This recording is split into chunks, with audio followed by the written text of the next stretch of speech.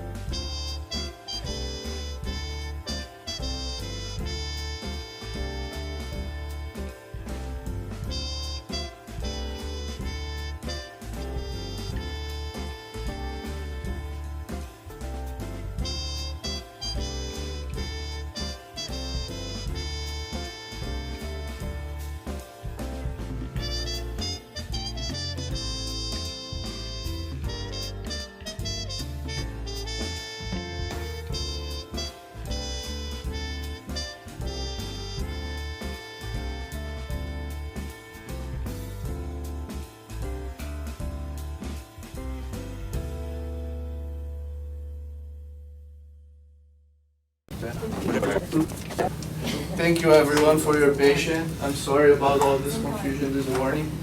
Okay, this is an exercise for attention, okay? So you guys all have 15 here. There's a couple that have 16 that I saw. I only had one answer that was a little different there from Mr. Taylor. Because how many of you saw the gorilla?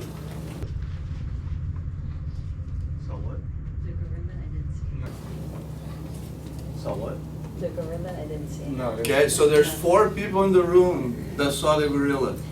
I'm gonna play the video again, okay? There's a gorilla. Watch what your mind does to you, and that's every day. So You never saw the gorilla.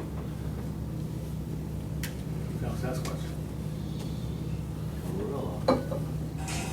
Actually, that's a little. oh, even Willie. Yeah. That's the first thing I noticed with the gorilla. Yeah. But it- Hey, it's just planted. That's amazing. I never saw that. Me either. It was the gorilla. We zoomed out the plant. That's Yeah, we were amazing. Alright, Why so- focus on the girl? And the other ones are on the plant. So here's the thing. There's nothing wrong with the people that didn't see the gorilla. There's also another side of this, that side that the people that didn't see the gorilla, they're actually focused on following the process, following orders. But it's just their attention is a little different. Technically, half of the people will not see the gorilla for sure. And on this room here, maybe 70% of the room. Taylor wrote in the paper, gorilla in the background. That's why I said you're a legend. But this is just to show how the way it's just kind of like, I don't know if you guys ever shopped for a car before, and then all of a sudden, all you see on the streets is the car you want to buy. That's your brain playing that, you know, they're just focusing your attention on things that you chose that you want to focus on. So this is just a little exercise to show you that. So what I want to talk about my training today mainly is room awareness. You know, like, so because this is one of the things that you guys all know how I operate. I really value, you know, try to see what's going on and sense what it is in the whole picture, right? And then room awareness is something that we don't always have, you know, and then obviously nobody's the same. We all have weaknesses and strengths. And I remember when I was in Nashville, I was talking to a TO from Florida, and we were talking about that, and he made a comment that Americans don't have room awareness. That was his comment. And that kind of intrigued me a lot, and I kept thinking about that like for the next few days, and then I text her out of the blue, like, it's not where they're from, it's their environment. You know, so I always remember my first competition that I had to go like to the other side of the country. I was 15 years old, and we went to Rio for nationals. And everybody knows how violent Rio is, right? Like, and I'm from a small town that we have no violence. We were 19 hours in a bus, me and another 15-year-old, two 15-year-olds. We stayed alone in my friend's house that was not there. But we had to walk to the beach every day, like 4 miles. And then he had this watch that was orange, and the whole trip we were like arguing about him not wearing the watch. It's like, man, why do you have to wear a watch? We're going to walk for 4 miles. We're going to walk for an hour. Someone will chop our heads off for that watch. And he's like, no, but I like my watch. So we would come with the boards like this, and as soon as a person would show up on the walkway, he would stick the watch on his pocket, and we were like watching the person from like way far all the way to like passing right through us. So the point is that sometimes the environment, like woman has a sense of awareness that's a little higher than the man. Because they always have to know who's around them, you know, like, because their safety especially.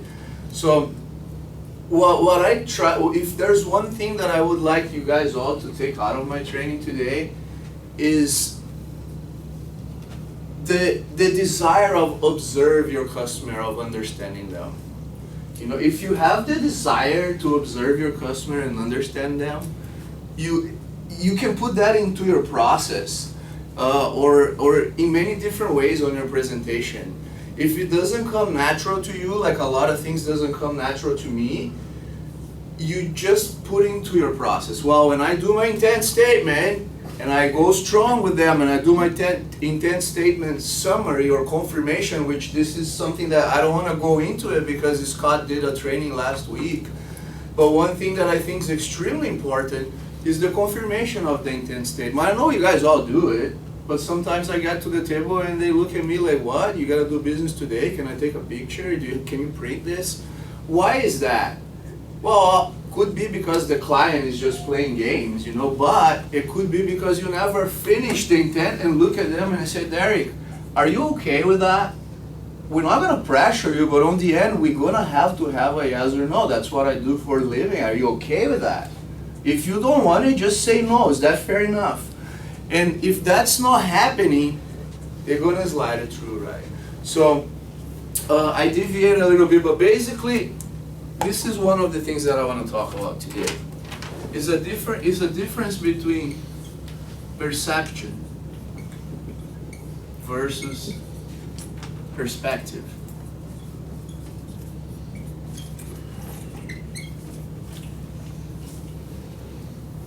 Okay?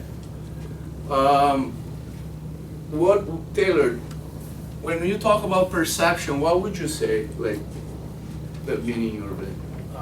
Perception is how I take it personally. How I take it personally? Paul, what would you say the perception is? It's your reality. Your reality, okay. Patrick? Yeah, it's how you see the situation. Okay, that's great. Brian, what about you? What would How you say the perceive perception? the situation. Okay. That's exactly what it is. You guys are all right. That's how you see the world. Okay, your perception of the world is how you see the world. Okay, and it's unique only to you, to nobody else, right? And there's no advantage on your perception of the world. It's not going to make any difference on sales, how you see the world. That's why a lot of times people get caught in arguments. Because you want to prove to them that your perception of the world is right and their perception of the world is wrong, right? And the way that you win, that you get ahead of the game in life, you know, in relationships, in friendships, in everything, is when you can shift out of your perception and go into their perspective. Okay, so what is perspective? Derek, what would you say the perspective would be? Someone else's reality. It's a point of view, not your point of view. It's a point of view. Someone else's reality is it's right? It's if you're talking to a client, that would be their reality, right? Like, but it could be a bunch of different other ways, right? It's to compare something to other things so it can be fairly judged, right? To think about the situation in a wise and reasonable way. But in the end of the day, it's just walking to their shoes. It's trying to and that's what I mean by if you can stop your presentation. I got kind of sidetracked with the intent thing, is that a couple of times during your presentation you stop and you try to remove yourself from the room and see what's going on here. You know, how do these people feel? Are they stressed out? Are they nervous? Do they love each other? Are they sitting close? Are they sitting far? You know, are they playing with their face? Are they covering, you know, like to hide things? What is going on here? Am I irritating them? Because last time I did a training, I asked them, everybody here, what is your superpower? Most of you are not here, but and a lot of things came out to be I have an easy time to relate with people. They love me, they're my friends, I get good time to be a friend.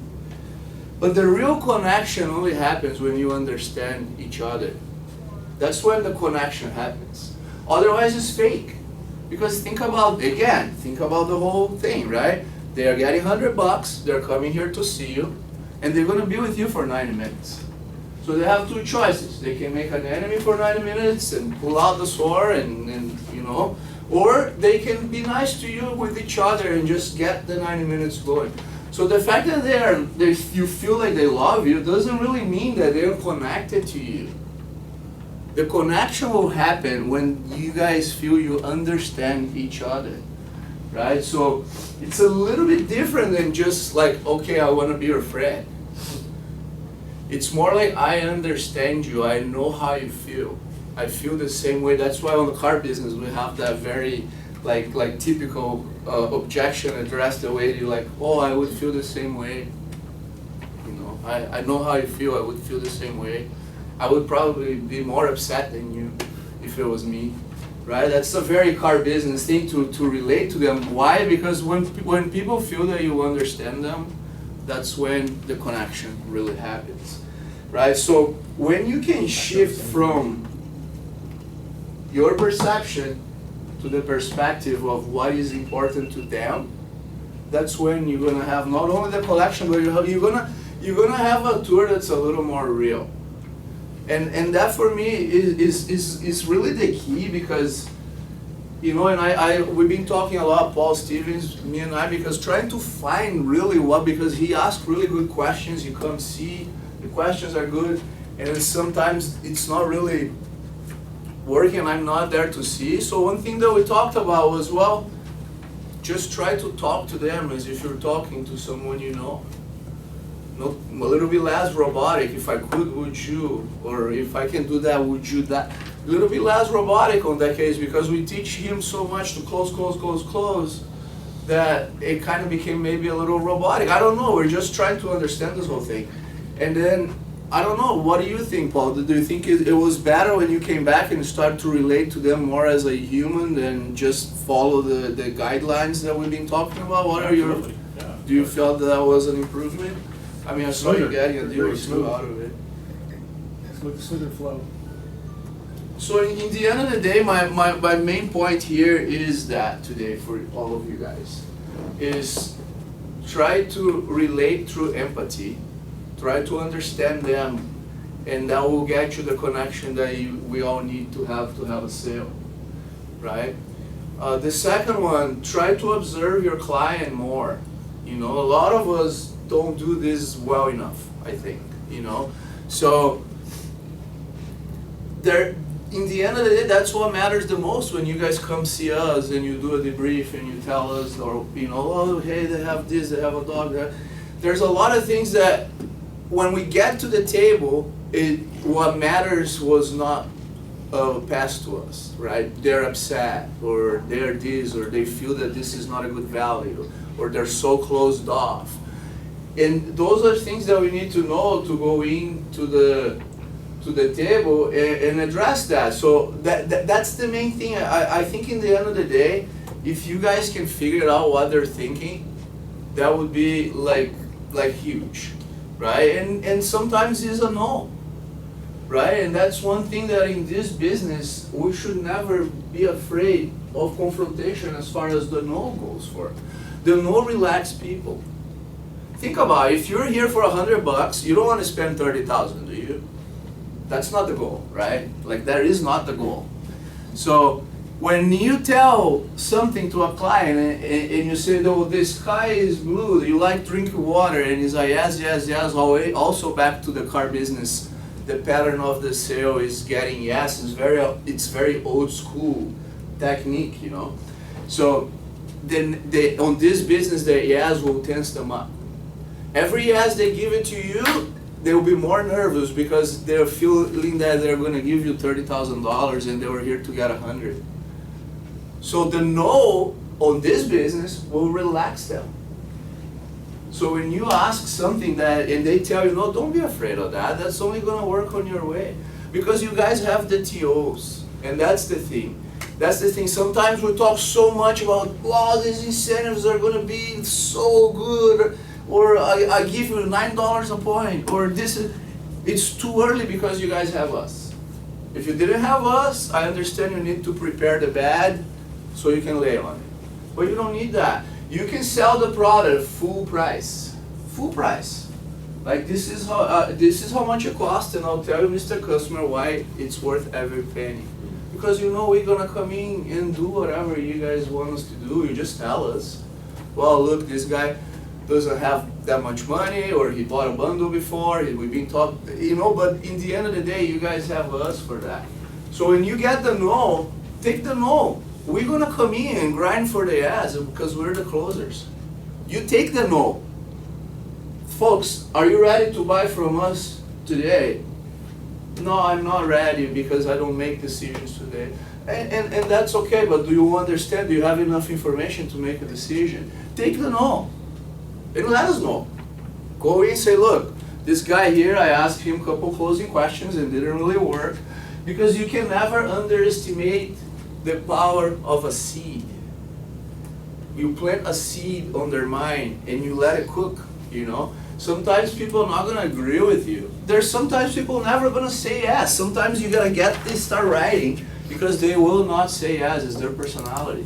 So you never underestimate the power of planting a seed on somebody's mind, right? And you don't need to have the closing going your way right away because you have us. So you just work on making sure that here's another one, Zig Ziglar, the car business again. He used to have a intent statement sort of thing that was, he put it on him. He's like, sir, folks, my job is to make this product so clear as a white sheet of paper. And if I fail to do so, I'll understand the reluctance of you making a decision today. What do you just do? You put it on yourself. If I fail to make this so clear for you, I'll understand your reluctance to make a decision. Because if I do make this so clear for you, you will know if it's not for you. It's pretty clear, right? So there's all kinds of ways that you can see, but don't be afraid of taking the no, right? And then that's mainly, if you can go for the no, get the objections out, empathize with them, understand why they are acting that way, why they are talking to you that way, why they are mad. There's a reason for everything that people do. Nobody's crazy. Sometimes when you see somebody that came here and you say, these people are crazy, they're not crazy. There's just something you don't know. There's just something you don't know. Maybe their credit's bad. That happens all the time. They're so closed off because their credit bad. They know they're not going to get the card. I'll never get a credit card again. It happens because people, they are here to defend their perception of the world. You know, they're not here to defend yours, so they're gonna always defend what they see the world as, right? Against what you guys are showing them, so you have to find in the middle.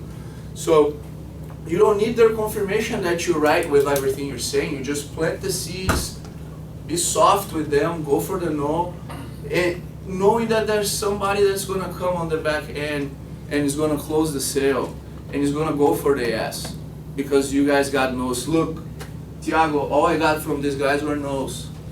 They're closed off, but they do vacation. They do. I don't really understand. Wow, we're going to a table knowing what we have going on now, right? I will take that any day. Maybe there's something that we can try and change, right? And how many times you guys have somebody that kept saying no, and all of a sudden they changed the other way? Like out of the blue, oh, you were like, wow, this person actually bought it. How many times they come up and say, I'm not gonna buy anything, and they buy it? Maybe majority. When they say that, is their mind defense mechanism of view. They're already saying, look, I like this, I don't want to buy this, but I like it. So, young man, I'm not going to give you my money, all right?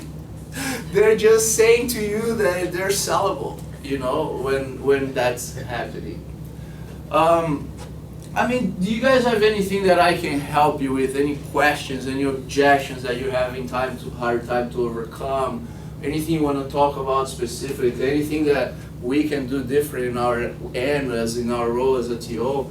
Anything that you guys want to share a little bit different? Because mainly that what I wanted to show you guys was how our brain played tricks on us all the time, how the way you perceive things make a huge difference, and how if you can shift from perception, your way of seeing things, to kind of try to walk on their shoes a little bit and try to see things the way they see, so you can sell them based on what they see.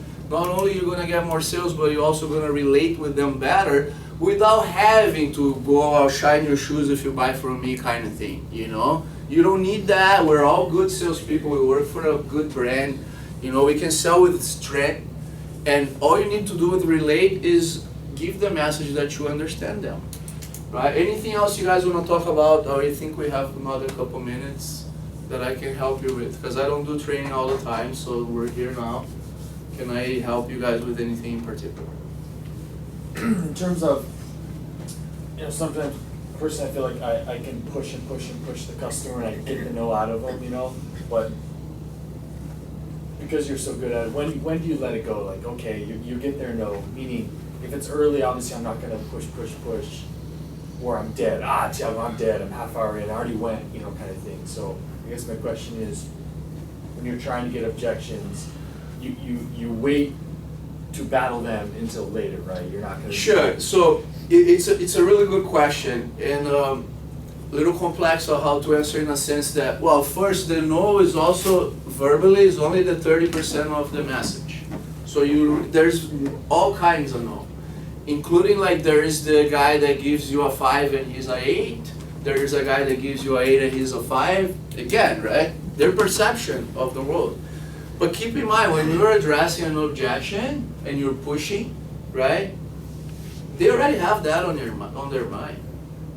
They already have their mind made up. You're just making them say what they already know.